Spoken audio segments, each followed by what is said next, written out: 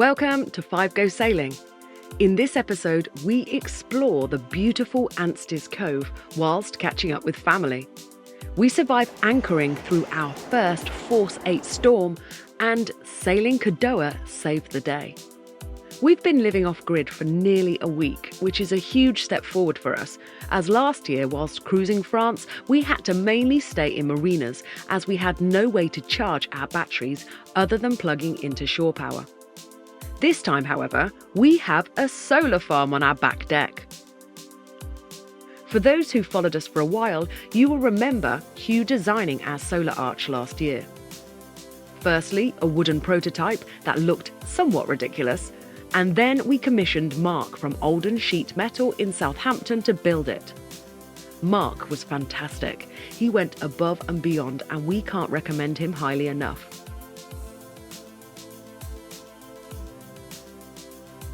This wing-style design is very much inspired by Mads from the YouTube channel Sail Life.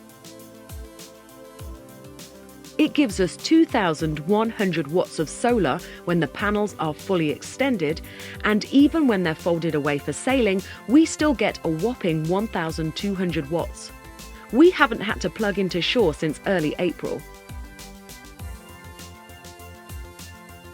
If you'd like Hugh to create a video going into more depth on the design and creation of this masterpiece and all the electronics behind it, then leave us a comment and we will make it happen.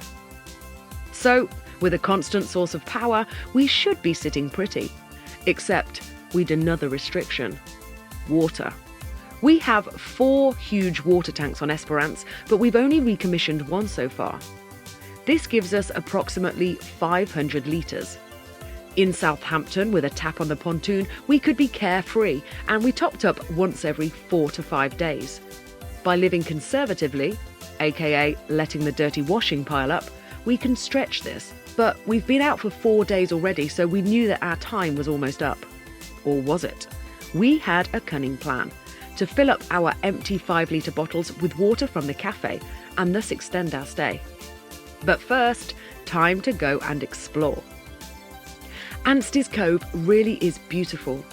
The higher you climb, the more beautiful it gets. Sometimes, if we're on a long passage, we don't get a chance to step ashore. So whenever we can, we make sure we get off the boat and have a good walk, run, or in this case, a cartwheel session. I'm trying to make sure I do 1 cartwheel every day. I'm not exactly sure why, but it feels like a good thing to do.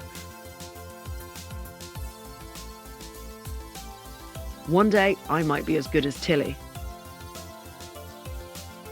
Fully exercised, we headed back down towards the boat. The kids were delighted to find a rope swing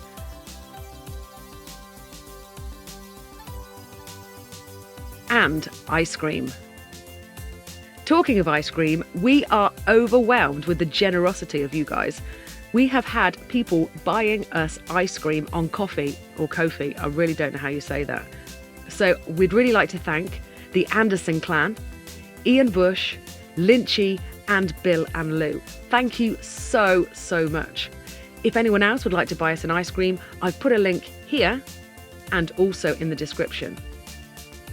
We filled our bottles and popped over to say hi to Carly and Dom.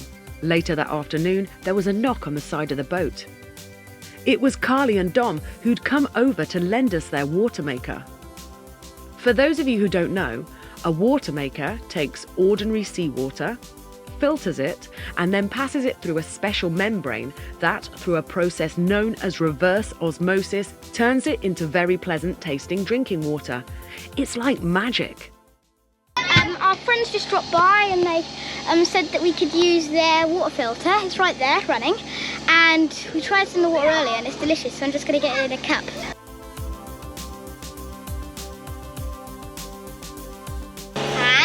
And the big moment of truth.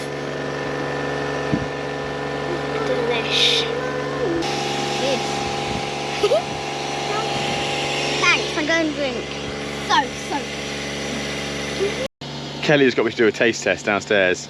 So we filled up our bottles earlier from the cafe over there and then put them through our Brita water filter, and you can still slightly taste the chlorine and a little bit dank. But it's okay, I could have drunk it fine. especially when you mix it with squash. Anyway, we tried that compared to a glass of Dom and Carly's freshly made seawater into desalinized, tasty, delicious water, and it's like there's no comparison. It's completely, it doesn't taste of anything, does it? It's like completely neutral. They can then remineralize it and all sorts, but it was just great. This was amazing, and it meant that we could stay on anchor for another week if we wanted to. The sailing community really are one of the most helpful and generous of all the communities I've ever been part of.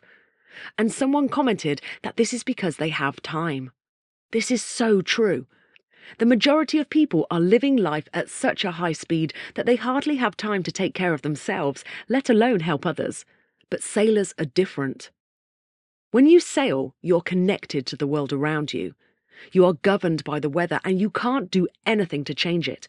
You have to accept it and you have to go with it, and that humbles you. If the weather isn't right, if the wind is too strong, too weak, not blowing in the right direction, your plans will have to change. If the tide is against you, you can't fight it, you have to work with it.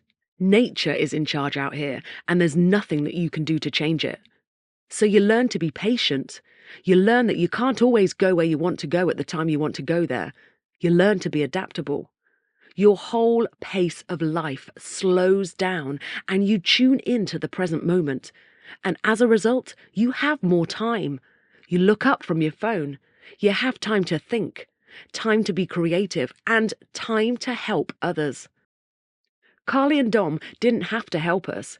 We didn't even ask. They just saw that we needed help. They had a solution. And most importantly, they had time to share it.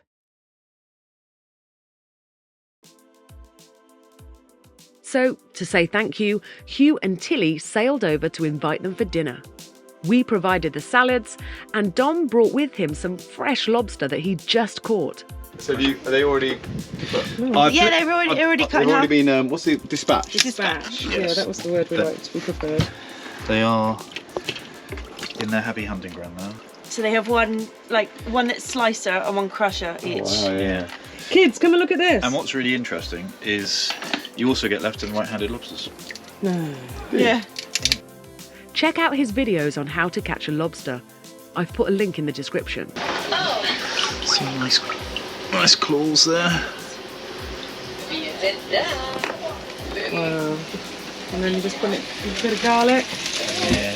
Oh my word. So cool. And it's so simple as well. It's such an easy way to cook. So they should, when they're done, these will all turn red. Orange. Oh, a bit like prawns.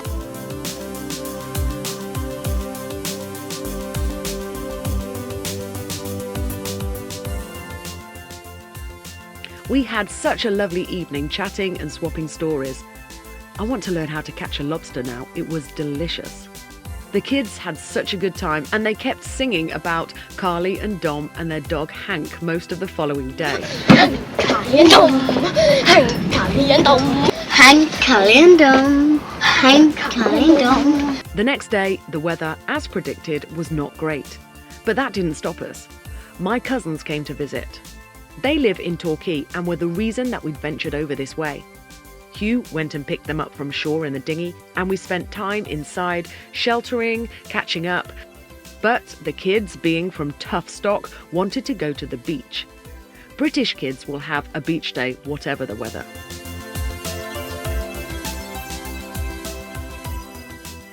That evening, the predicted storm passed by. Being new to anchoring, we were relying heavily on advice from Cadoha, who had told us that they had chosen this anchorage specifically as not only was it protected from the direction of the storm, but the trees lining the top of the cove offered extra protection.